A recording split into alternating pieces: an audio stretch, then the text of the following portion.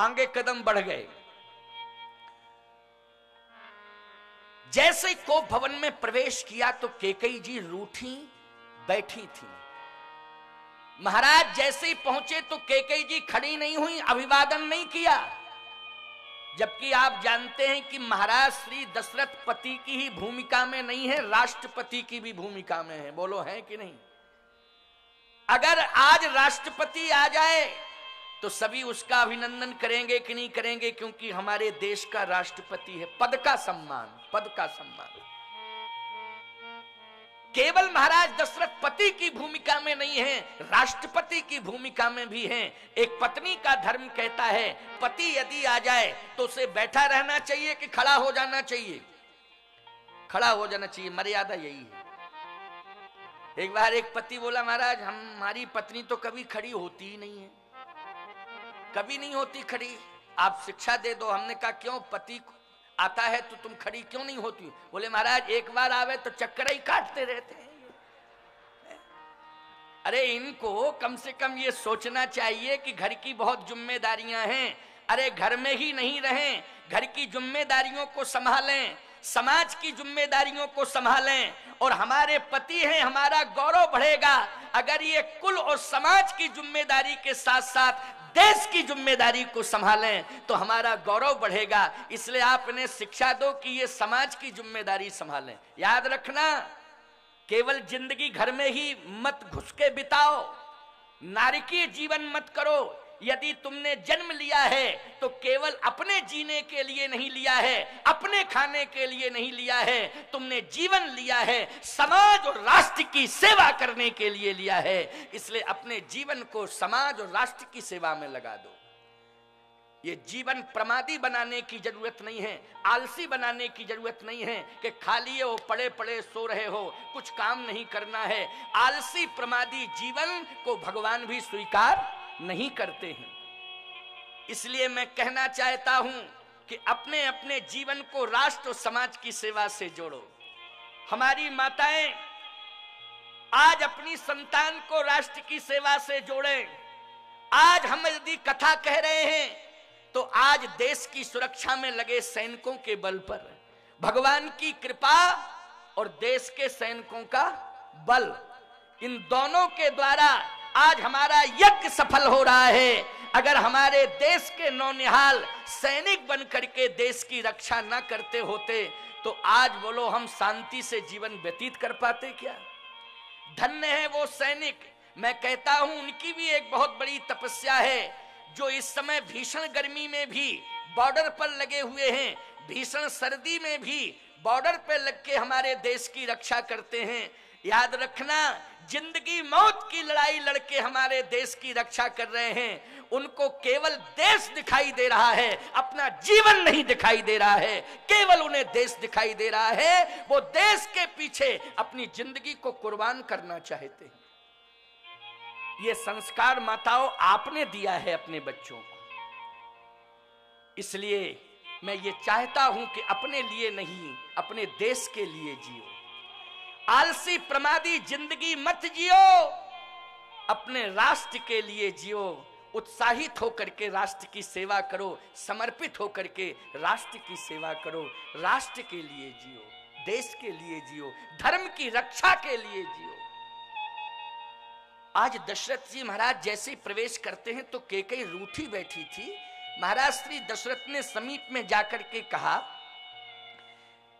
कारण क्या है कि तू रूठी है, नाराज क्यों है ये बता।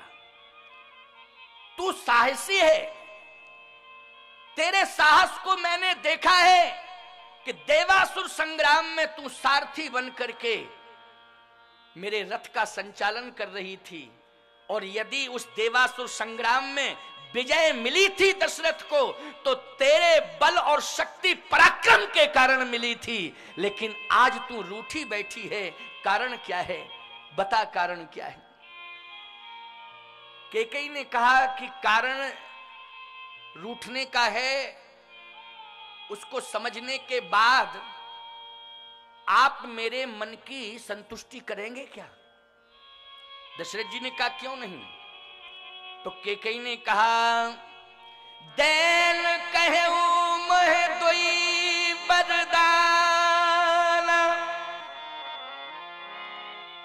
दो वरदान देने के लिए कहा था। जब देवासुर संग्राम में मैं सारथी बनकर के रथ चला रही थी, तो उस समय आप मेरे रथ के संचालन से प्रभावित हो गए थे और उसी समय आपने दो वरदान देने के लिए कहा था। और आज मौका आ गया है, मैं लेना चाहती हूं। आप देंगे वो दो वरदान के बदले में जो मांगूंगी? दशरथ जी ने सीधा कह दिया, सुनते ही कैकेयी ने कहा, दैन कहो मोय दो वरदान। दो वरदाना, मैंने दो वरदान आपने मुझे दिए थे, उसके बदले में आज मैं मांग रही हूं। दशरथ जी ने कहा, दो के चार मांग बर ले, तू दो के चार मांग ले। कैकेयी जी ने कहा, कभी भी असंतुलित भाषा का प्रयोग नहीं करना चाहिए महाराज, हमेशा संयमित और संतुलित भाषा का प्रयोग करना चाहिए। मैं दो मांग रही हूं, आप चार की बात कर रहे हैं। अरे कम से कम ये समझना चाहिए था कि दो हैं तो वो दो हैं कौन? कैकेयी बोली, दो में ही पसीना निकल जाएगा, चार की तो बात छोड़ो। अरे पहले समझ तो लेना चाहिए आखिर ये दो हैं कौन। अब तुम्हारी समझ में आई बात? पत्नी अगर तुमसे डिमांड करे तो तत्काल तुम्हारी ओवर लैंग्वेज नहीं होना चाहिए, नहीं तो आर्थिक फाउंडेशन गड़बड़ा जाएगा, चौपट हो जाओगे। बिल्कुल मैं साफ बोल रहा हूं। इस कथा से शिक्षा ले लो, ये कथाएं शिक्षा देने के लिए हैं। केवल गोस्वामी तुलसीदास जी महाराज ने ये ग्रंथ ही नहीं लिखा है, ये तुम्हारी जिंदगी के प्रयोग में आने वाला ग्रंथ है, तुम्हारी समस्याओं को दूर करने वाला ग्रंथ है। इसलिए तुम्हारी जिंदगी को सुंदर ढंग से संचालित कराने वाला ग्रंथ है। आज इस ग्रंथ की शरण में आकर के कुछ समस्याओं से निजात पालो। मैं इस तरह की व्याख्या करता हूं जिससे तुम्हारे जीवन की व्यथा दूर हो। राम कथा से जीवन की व्यथा दूर हो। कैकेयी संयमित भाषा में ही कह रही है कि महाराज मैं दो की बात कर रही हूं, आप चार की बात कर रहे हैं, पहले आप मेरे दो वरदान सुनिए। दशरथ जी बोले, नहीं, दो के चार मांग बर ले, दो के चार मांग ले। कैकेयी जी ने कहा, न तीन चाहिए, न एक चाहिए, न हमको पांच चाहिए और न हमें तीन चाहिए, केवल दो। दो। दशरथ जी ने कहा, नहीं नहीं, मेरी इच्छा है कि दो के चार। अच्छा बोलो, पत्नी तुमसे ये कहे कि आज मैंने पड़ोसिन के गले में 2 तोले का हार देखा, पड़ोसिन के गले में 2 तोले सोने का हार देखा, हमारी इच्छा है कि तुम भी मुझे बनवा दो 2 तोले का हार। तो तुम्हें यह नहीं कहना चाहिए उसका 2 तोले का है, हम 4 का बनवा देंगे, तो चिंता क्यों करती है? तुम्हें पहले अपनी परिस्थिति पर विचार करना चाहिए कि नहीं करना चाहिए, और समझाना चाहिए कि देखो उसकी परिस्थिति अलाउ कर रही है इसलिए उसने 2 तोले सोने का हार पहना दिया, लेकिन जिस दिन मेरी परिस्थिति अलाउ करेगी मैं भी तुझे हार पहनाऊंगा, लेकिन अभी नहीं। अगर ये जिद्दी करने लगे कि नहीं नहीं अभी, तो उस समय तुम युक्ति से काम लो। कैसे? ये कहो आज नहीं, फिर कब? वो कहे कल, तो तुम ये मत कहो हाँ कल, ये कहो कल नहीं, फिर कहे परसों, और परसों में धीरे धीरे बरसों निकाल दो, जुक्ति से निकाल दो बरसों। बोलो तुम्हारा आर्थिक संतुलन कभी बिगड़ेगा? जल्दी बताओ। आर्थिक संतुलन बहुत बढ़िया रहेगा, मैं युक्ति बता रहा हूं आपको। ये जिंदगी को चलाने वाली युक्ति है, ये संतुलन बनाने वाली युक्ति है। लेकिन आज महाराज श्री दशरथ ने कहा 2 के 4, कैकेयी ने कहा नहीं नहीं 4 नहीं 2। सुनो क्या है 2। सुनहु प्राण प्रिय भावत जी का, सुनहु प्राण प्रिय भावत जी का, सुनहु प्राण प्रिय भावत जी का, सुनहु प्राण प्रिय भावत जी का, तेहु एक बर भरत ही टी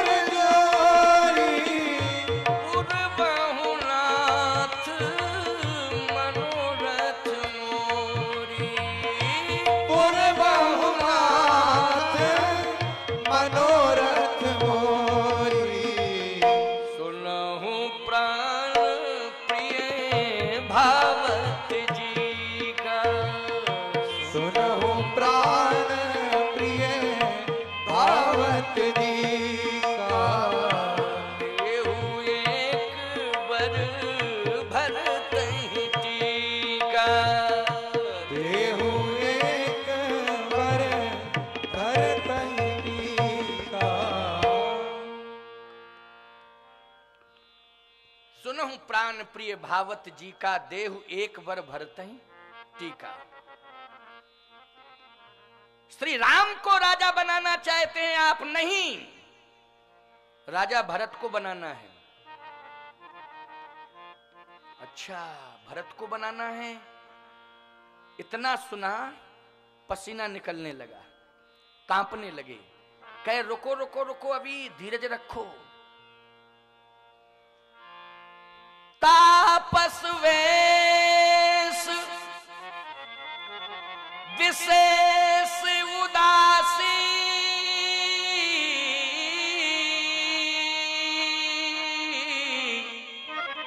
और 14 बरस राम बनवासी। भरत राजा बने और राम 14 साल के लिए बनवासी हों। दशरथ जी मूर्छित होकर के गिर पड़े, मूर्छित होकर के गिर पड़े महाराज श्री दशरथ। कैकेयी जी ने संभाला नहीं, उठाया नहीं, रूठ के फिर बैठ गई। अब बड़ी विडंबना है प्यारे, इधर महाराज श्री दशरथ कह रहे थे 2 के 4 मांग बर लेऊ, और इधर 2 में ही बेहोशी आ गई, शरीर कांप रहा है। लेकिन कैकेयी जी ने महाराज को संभाला नहीं। अच्छा, पति अगर पत्नी के सामने गिर जाए, डिमांड करते समय गिर जाए, तो पत्नी को उठाना चाहिए कि नहीं उठाना चाहिए? मेरी समझ में तो उठाना चाहिए।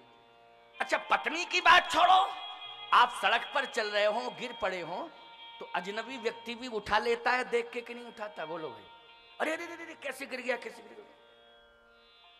लेकिन वो तो पत्नी है, पत्नी है। पत्नी के जीवन में पति से बड़ा कौन हो सकता है? और ऐसी परिस्थिति में कि पति बेहोश होकर के गिर रहा है, लेकिन पत्नी ने संभाला नहीं। ये कैकेयी जी का बहिरंग चरित्र है। ये बहिरंग चरित्र जब हम कैकेयी जी का सुनते हैं तो कैकेयी जी के प्रति हमारी श्रद्धा नहीं होती। क्यों भाई? क्योंकि ऐसा नहीं करना चाहिए था। लेकिन कैकेयी जी की अंतरंग स्थिति क्या है, इस पर भी हमें थोड़ा विचार करना है। अभी तो प्रसंग बहुत बड़ा है, अभी आगे स्पष्टीकरण हो जाएगा, बहुत बढ़िया। अभी तो मैं केवल कोप भवन का वर्णन कर रहा हूं। बेहोश होकर के महाराज गिर पड़े, कैकेयी जी बैठ गई। थोड़ी देर में होश आया, और जैसे होश आया तो आंखों में आंसू भर के महाराज श्री दशरथ कहते हैं, कैकेयी, मैं भरत को राजा तो बना सकता हूं, लेकिन राम को वन नहीं भेज सकता। मोरे तो राम भरत दोई आंखी, सत्य कहूं कर शंकर साखी। राम और भरत में कोई अंतर नहीं है। भरत राजा बन जाए, मैं भरत को राजा बना दूंगा, लेकिन राम बन चला जाए ये मैं बर्दाश्त नहीं कर सकता। राम को आंखों से ओझल नहीं कर सकता। कहूं सुभावुन छल मन माही,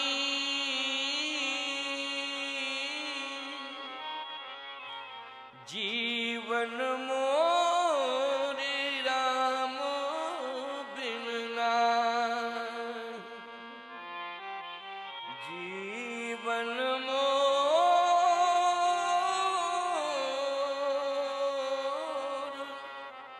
राम बिन नाहि। राम के बिना मेरा जीवन सुरक्षित नहीं है। राम यदि जाएगा तो मैं प्राण छोड़ दूंगा। इसलिए कहूं सुभावन छल मन माही, कहूं सुभावन छल मन माही। जीवन मोरे राम बिन नाहि, जीवन मोर राम बिन नाहि। मांग माथ अवहि देव तो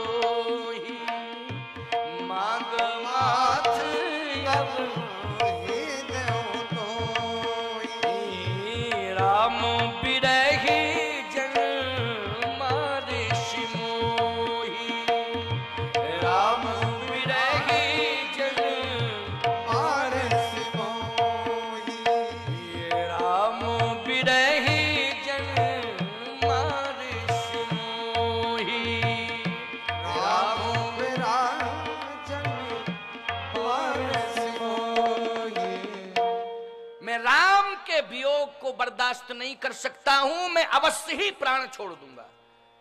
कैकेयी बोली तो मेरी शर्त सुन लो, यदि श्री राम अयोध्या से बाहर नहीं गए और सूर्य की किरण निकलते ही राम अयोध्या से बाहर नहीं निकलेंगे, बन नहीं जाएंगे, तो मेरी मृत्यु निश्चित है, मैं मर जाऊंगी। दशरथ जी कहते हैं कि राम यदि चले गए तो मैं मर जाऊंगा। कैकेयी कहती है राम यदि नहीं गए तो मैं मर जाऊंगी। अब बोलो विडंबना, विषम परिस्थिति आई कि नहीं आई? एक बहुत बड़ा धर्म संकट आया है। कैकेयी कहती है कि राम यदि अयोध्या से बाहर नहीं जाते हैं तो मैं मर जाऊंगी। दशरथ जी कहते हैं राम अयोध्या छोड़ के जाते हैं तो मैं मर जाऊंगा। अच्छा भाई, पति पत्नी में अगर इस तरह की कंडीशन पैदा हो जाए, ध्यान से सुनना, ध्यान से सुनना, बहुत बढ़िया बात बता रहा हूं। पति पत्नी में अगर ऐसी कंडीशन पैदा हो जाए कि दोनों में से किसी एक को मरना पड़ेगा, एक बचेगा एक मरेगा, अब पति पत्नी तय करें कि कौन बचे कौन मरे, तो मेरी समझ में तो ये आता है कि पत्नी का मरना पहले ज्यादा अच्छा होगा। मेरी समझ में तो यही है। क्यों? प्रत्येक पत्नी चाहती है, प्रत्येक नारी चाहती है कि मैं सुहागवती होकर के जाऊं। बोलो भाई। अच्छा, तुम मंदिर में भगवान से क्या मनौती मनाती हो? कि हमारा सिंदूर सुरक्षित रखना। यज्ञ भगवान की परिक्रमा कर रही हो, सबसे पहले तुम यही मांगती होगी कि मेरा सुहाग अमर रहे। हे यज्ञ भगवान, मुझे यही दे दो कि मेरा सिंदूर सुरक्षित रहे, यही मांग है। और बोलो, कैकेयी जी के सिंदूर महाराज दशरथ हैं कि नहीं? कैकेयी जी के सिंदूर कौन है? महाराज दशरथ। और कंडीशन क्या है? दशरथ जी कहते हैं जीवन मोर राम बिन नहीं, मैं राम के बिना जिंदा नहीं रह सकता हूं। राम यदि चले गए अयोध्या छोड़ के तो मैं प्राण दे दूंगा।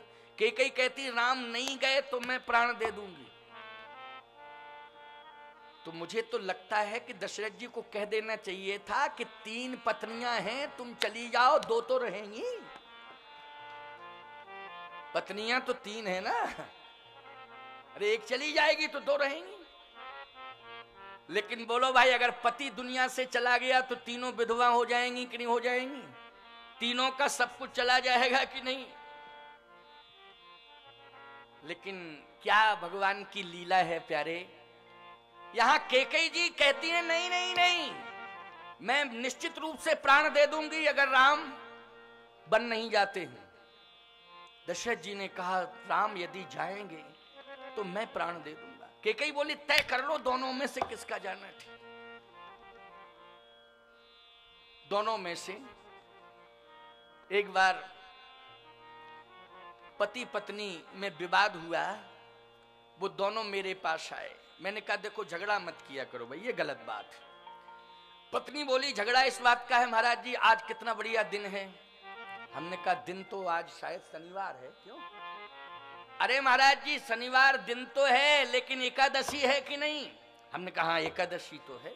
संयोग की बात है, जहां मैं था वहां भी एकादशी ही पड़ गई थी। ऐसा मत सोचना कि आज ही की बात है, क्योंकि आज तो मैं किसी परिवार में ठहरे नहीं हूं, मैं तो नौलखी मंदिर में ठहरा हूं। नौलखी बेतवा घाट, जहां संतों का भवन है, संत निवास है, बड़ी सुंदर व्यवस्था।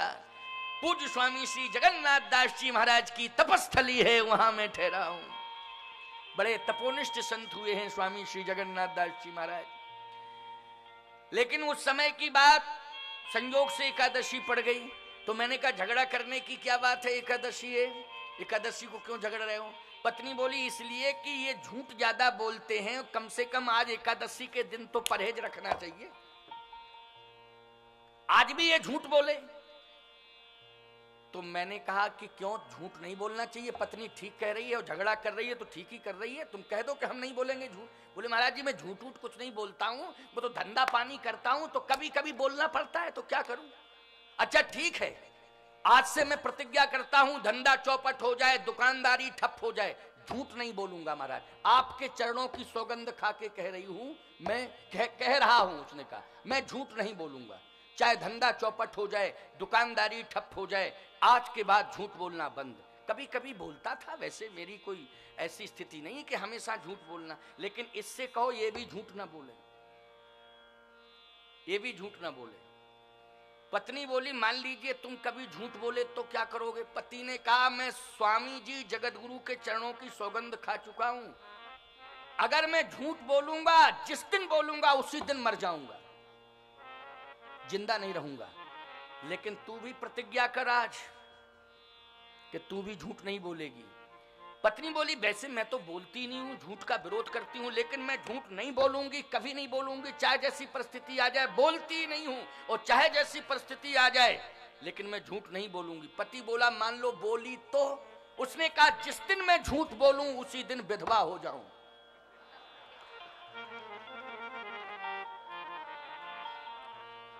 बोलो भाई, मरना तुम्ही को पड़ेगा कि नहीं? भाई यहां भी ऐसी विषम परिस्थिति प्यारे। केकई जी कहती हैं कि ठीक है, यदि राम नहीं जाते हैं तो मैं निश्चित रूप से प्राण छोड़ दूंगी। अब आप विचार करना, महाराज श्री दशरथ बार बार केकई को समझा रहे हैं, लेकिन केकई समझ नहीं रही है। अब जब केकई नहीं समझी, देखो पत्नी समझाने पर न समझे, पुत्र समझाने पर न समझे, तो फिर भगवान पर छोड़ देना चाहिए। किस पर छोड़ना चाहिए? भगवान पर छोड़ना चाहिए। मैं आपसे ये पूछना चाहता हूं, जब केकई जी को भवन में नहीं समझी तो महाराज श्री दशरथ ने भगवान शंकर पर छोड़ दिया। किस पर छोड़ा? शंकर जी पर। सुमिरी महेशही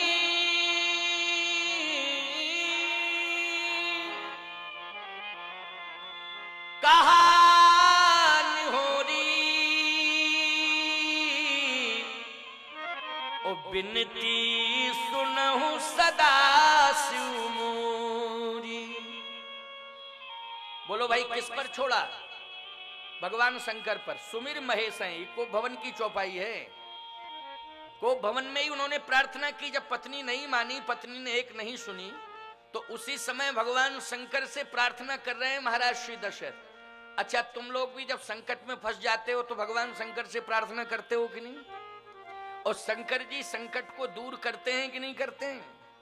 ये अति रुद्र महायज्ञ, इतना विशाल यज्ञ जो अति रुद्र महायज्ञ, 1111 कुंडात्मक यज्ञ, ये आप शिव की प्रसन्नता के लिए कर रहे हैं। और भगवान शिव आपके ऊपर अवश्य ही प्रसन्न है, इसमें जरा भी संदेह नहीं। आज शिव को प्रसन्न करने के लिए भगवान शंकर से प्रार्थना कर रहे हैं चक्रवर्ती सम्राट महाराज श्री दशरथ कि हे शंकर, हे शिव, हे शशांक शेखर, हे भूत भावन, अब प्रसन्न हो जाओ, मेरी प्रार्थना सुनो। मैं संकट में फंस चुका हूं, इसलिए संकट से मुझे दूर करो। हे सुमिरी महेशही कहानी होरी, बिनती सुनहु सदा शिव मोरी। अब मेरी प्रार्थना सुन लो, मेरी प्रार्थना सुनो। अच्छा, जब एरा गैरा नत्थु खैरा की प्रार्थना शंकर जी सुन लेते, बोलो सुन लेते कि नहीं, तो भगवान राम के पिता की सुनेंगे कि नहीं सुनेंगे? बिल्कुल सुनेंगे, कन्फर्म है। जब साधारण से साधारण की सुन लेते हैं, कोई थोड़ा सा जल चढ़ा दे और प्रार्थना करे तो सुन लेते हैं कि नहीं सुन लेते? लेकिन आज भगवान राम के पिता स्वयं चक्रवर्ती सम्राट महाराज श्री दशरथ आज प्रार्थना कर रहे हैं और बुला रहे हैं, कह रहे हैं हमारी प्रार्थना सुनो। और मैं तो कहता हूं कि आप समस्या का समाधान करने के लिए, आज पति पत्नी के मध्य में बहुत बड़ी समस्या आ चुकी है, इसका निपटारा करने के लिए, समाधान करने के लिए आप आ जाओ, कैलाश छोड़ के आप जल्दी आओ। और अगर आप नहीं आओगे तो निश्चित रूप से अयोध्या में बहुत बड़ी घटना घटने वाली है कल। बोलो घटना घटने वाली है कि नहीं? आप आ जाओ और बचा सकते हो तो आप ही बचा सकते हो। शंकर जी खड़े हो गए, पार्वती जी बोली क्या बात है, कहां जा रहे हैं आप? कहे अयोध्या जा रहे हैं। अयोध्या? पार्वती जी ने कहा अयोध्या इतनी जल्दी आप क्यों जा रहे हैं? कहे अयोध्या नरेश ने बुलाया है इसलिए जा रहे हैं। पार्वती जी बोली आज मत जाओ, कल जाना। शंकर जी बोले कल क्या करेंगे? पार्वती जी बोली अयोध्या में ऐसी स्थिति पैदा हो रही है कि राम को वन जाना है, और अभी केकई को दोष लगेगा कि राम को वन भेजा है, केकई ने भेजा, और ऐसी कंडीशन में यदि आप पहुंच गए तो सारी दुनिया कहेगी कि शंकरई जी आए थे ये सब कराने के लिए। अच्छा एक बात बताओ, परिवार में विवाद हो और कोई पड़ोसी निपटावे या रिश्तेदार निपटावे और निपटे ना, तो कलंक निपटाने वाले के ऊपर जाता कि नहीं जाता? हम तो जानते थे वो यही कराने आएंगे और यही करा के चले गए। देखो चक्कर में पड़ना ही नहीं चाहिए था, फालतू के चक्कर में पड़